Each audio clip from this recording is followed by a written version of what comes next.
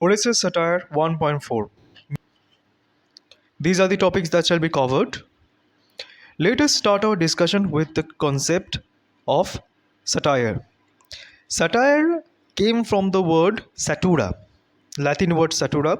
The word satura was first used by Quintilian to denote Roman verse satires.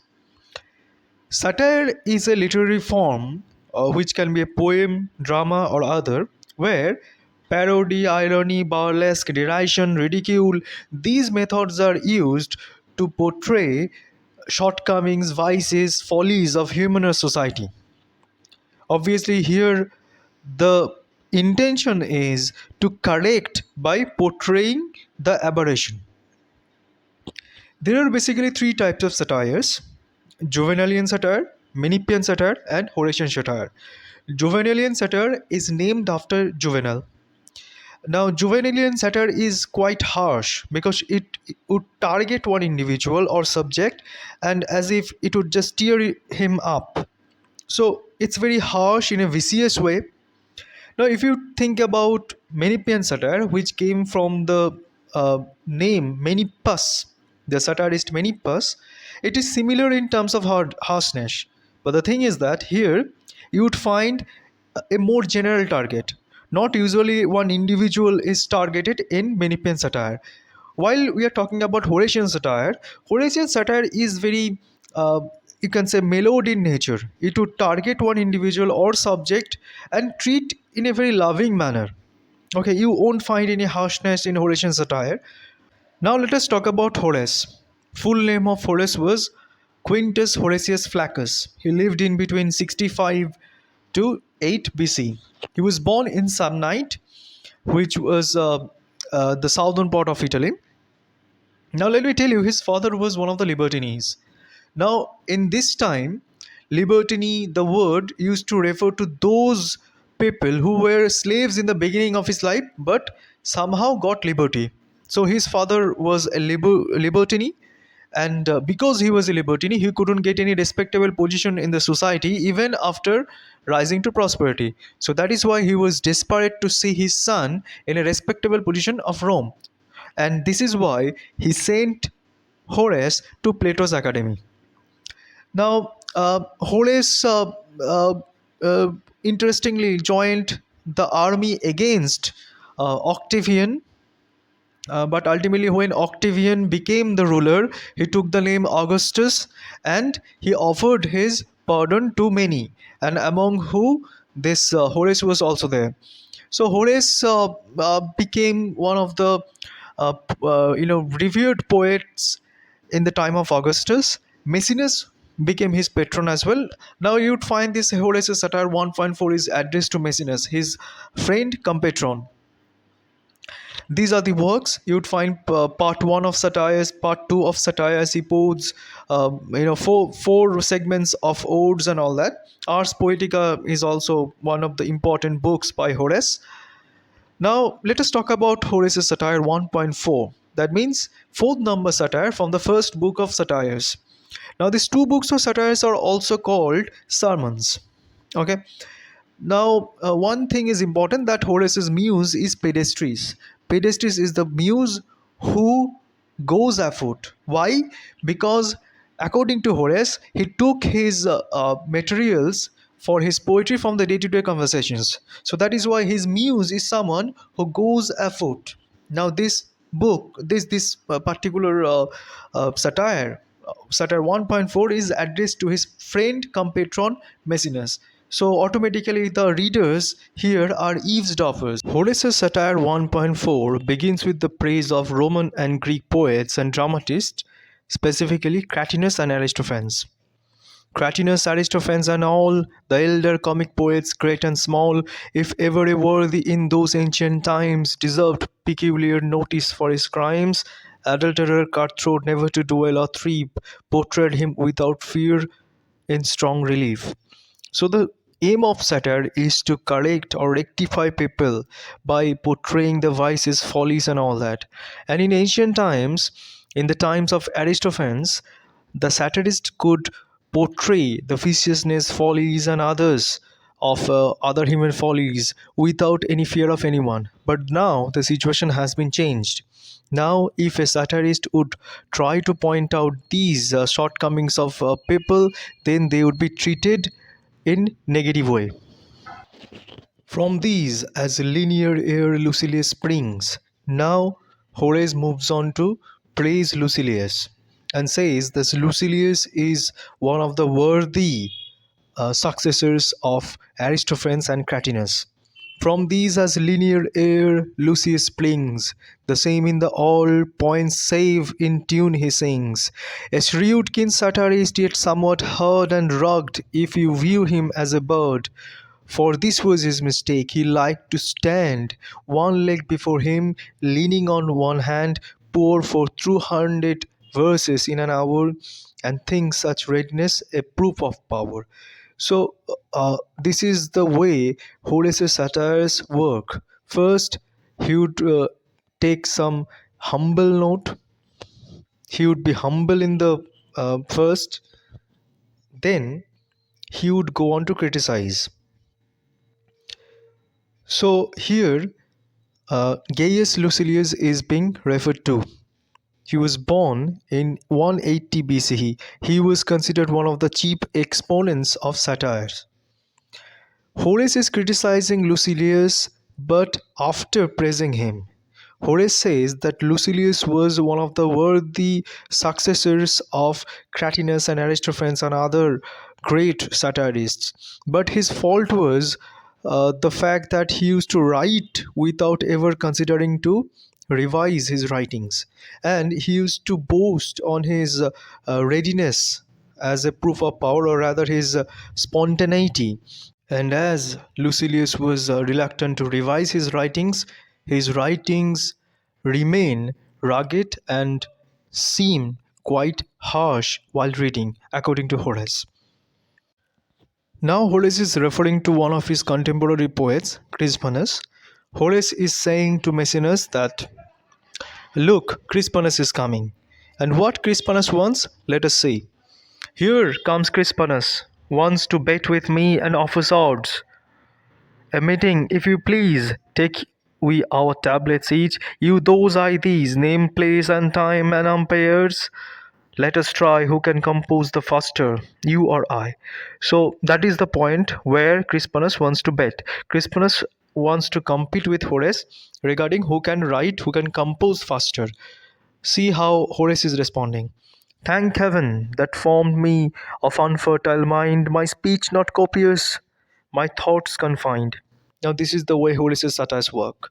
First, he will become humble, and this humbleness will be followed by criticism. Now, Horace is saying, I have unfertile mind, I cannot compose verses in that pace. But look at yourself. Now, see how Horace is criticizing this Crispinus. But you, be like the bellows if you choose, still puffing, puffing till the metal fuse, and vent your windy nothings with a sound that makes the depth that come from seem profound. So, but Crispinus, look at your own writings. Your writings seem to be the products of large toil, heavy toils, because you're not a natural poet, and you're even though you write poetry, your poetry sounds like hollow tingling of metals, as if the sound is coming from a deep chasm, because your poems are basically hollow. And this is the way Horace is responding to Crispinus. First he becomes humble, and then there comes the criticism or satire. Loath as I am in public to recite, knowing that satire finds small favor scenes, most men once weeping, and who want it wins. Horace is saying to Maecenas that I don't want to recite my poetry in public because my poetry would get little favor, because my satires are like nimbling. These are these are humble in tone, these are mellowed in nature, but people don't want this. People want satires to walk like whipping, as if it would target one individual and tear him up. So my satires would not be the point of interest for people. This stanza, Horace is lamenting over the prevalence of immoralities among Roman people. Choose from the crowd A casual wait, it is seen, he's a place hunter or miser, vain or mean, or raves of others' wives. One stands agaze at silver dishes, bronzes, Alvius's grace. Another butters good the whole world over, from distant east to farthest western shore, driving along like dust cloud through the air to increase his capital or not impair. These, one and all, the clink of meter fly, and look on poets with the dragon's eye. So look around, Maecenas. Horace is urging Maecenas to look around and see. You will find everywhere this Rome is now full of this greedy, lecherous people, from the furthest east to the western shore, everywhere. But if a poet would write about them, if a poet would point out their vices, follies, then this poet will have to face these people's dragon's eye, these people's wrath. Then what the people would say about this satirist? Beware his vicious, he gains his end. A selfish love he will not spare a friend. That person is selfish. Don't say anything about yourself to him, because he will write satire and everyone will laugh at you. Beware his vicious, so he gains his end. A selfish love, he will not spare a friend. Whatever he scrawls, the mean malignant rogue is all alive to get into vogue. So whatever he writes, those are products of his rogue brain, and give him handle, and your tale is known to every giggling boy and misandering crone. Now Horace says that he does not have any desire to label himself as a poet. First be it understood, I make no claim to rank with those who bear a poet's name. Why? Because according to him, it is not enough to write lines in verse. So that is why he does not want to consider himself as a poet, because he thinks that his writings are basically lines written in verse. Those writings lack the vitality of an actual poetry. First, be it understood, I make no claim to rank with those who bear a poet's name. It is not enough to turn out lines complete, each with its proper quantum of 5 feet. So, being a poet is not about writing lines in iambic pentameter or something.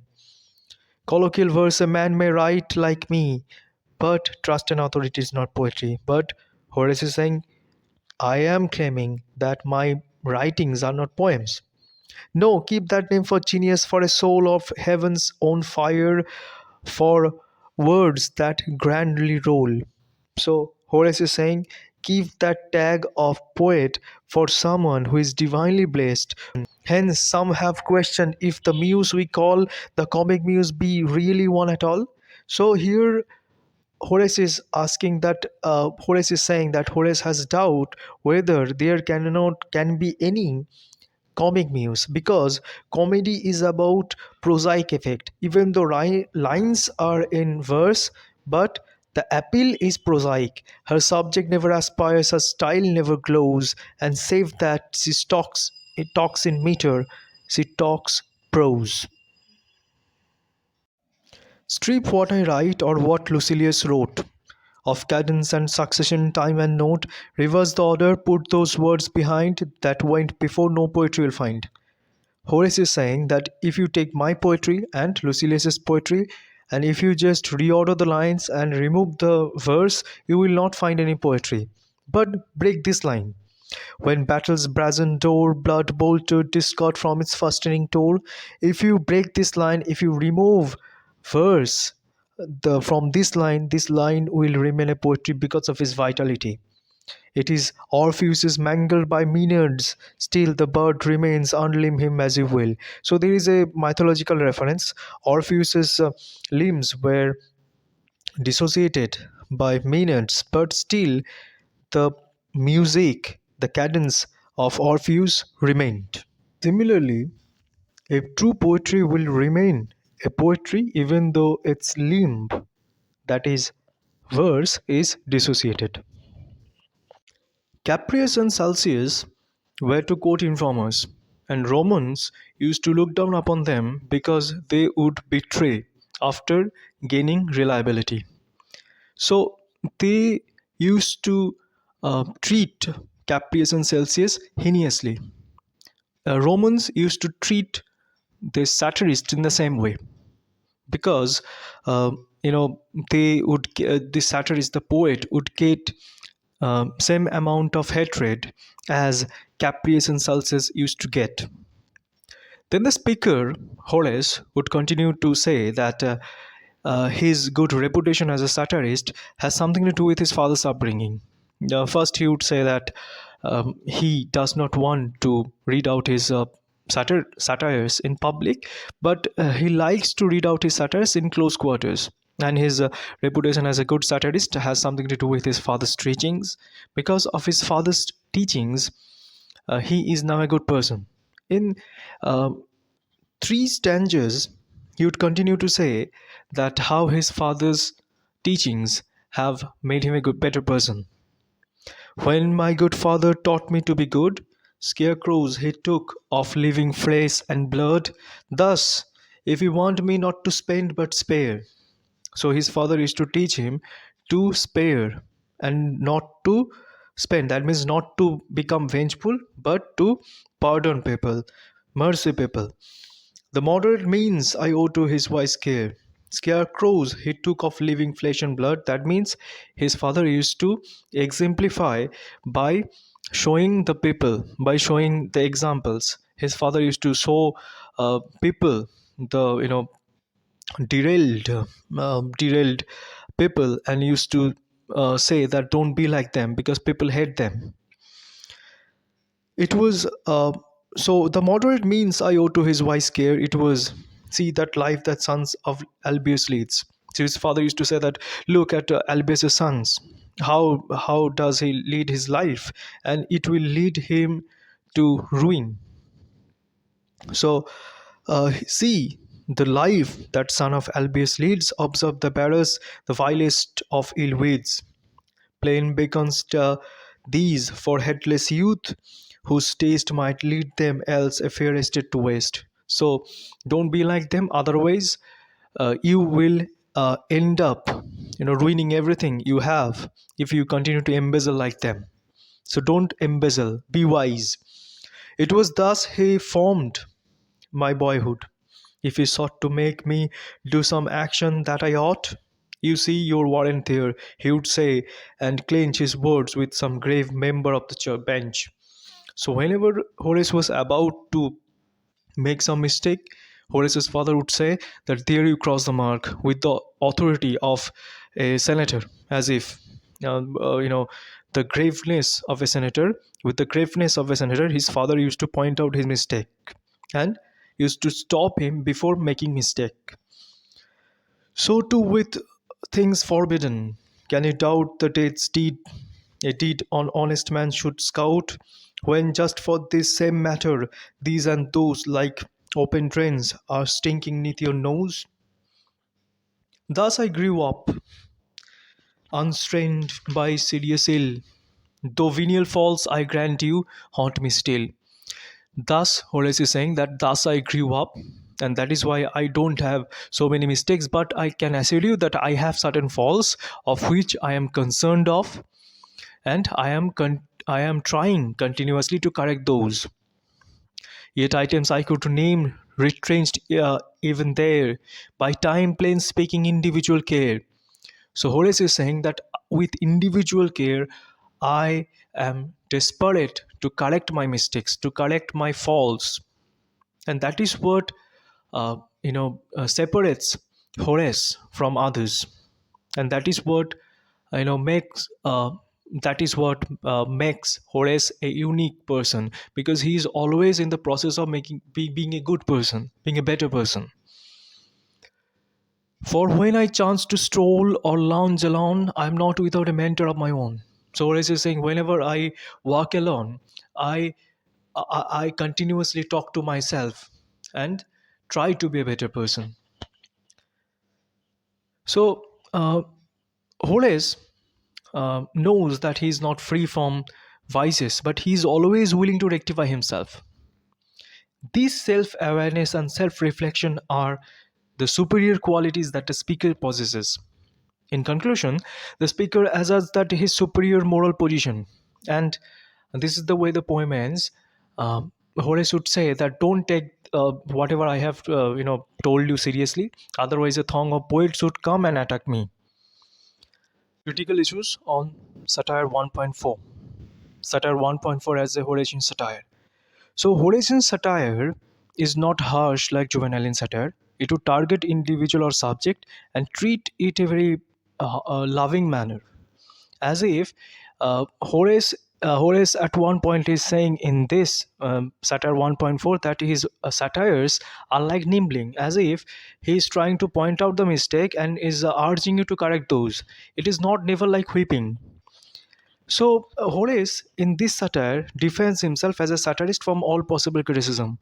He is very much concerned about uh, the way he's talking about someone, the way he's being humble here, and he's always concerned with the motto of a satire. A satire is supposed to correct follies, it is not like whipping. So for Horace, issues like character of the satirist, the form and method of satire, both as writing and as social criticism, and the relationship of satire to life are all interdependent. He points out the functions of satire as a social criticism. So a satire is supposed to be like a social criticism. It would urge people to rectify those. It would not be like targeting someone and tearing up by tearing up with the ridicule and scorn. So uh, he is humble here. If you read that satire, you would find that humbleness is mixed with criticism. Horace praises the virtues of Lucilius before criticizing his flaws. It is, if you look at the very beginning of this satire, you would find that he is praising Lucilius first, then he is pointing out his mistake. Homage to the father in satire 1.4. At one point, Horace is pointing out that his father's teachings are the reasons of his good behavior, humbleness, and good reputation as a satirist. So, the description of his upbringing serves to establish the poet's ethical credentials and justify his role as a professional critic. Now, role of Roman comedy, especially Terence's Adelpho, in Horace's sociocomic portrayal of his father's training, is considerable. Horace identified his father as the source of his moral purity.